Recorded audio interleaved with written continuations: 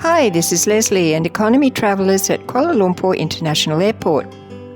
The KLIA Terminal 1 Aerotrain carries passengers between the main terminal building and the satellite building.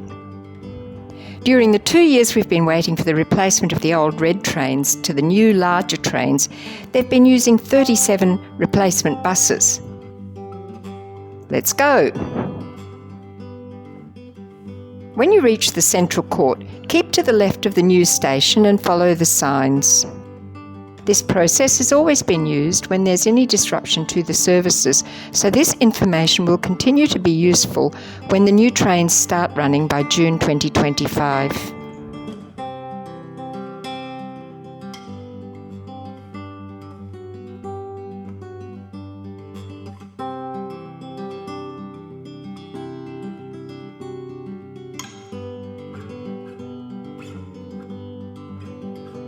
We hoped to see a train being tested up close, but sadly no luck today.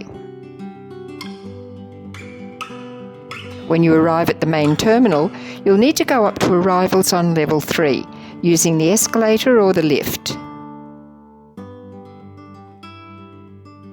If you've enjoyed our video and would like to see more, please like, share and subscribe. Thanks for watching.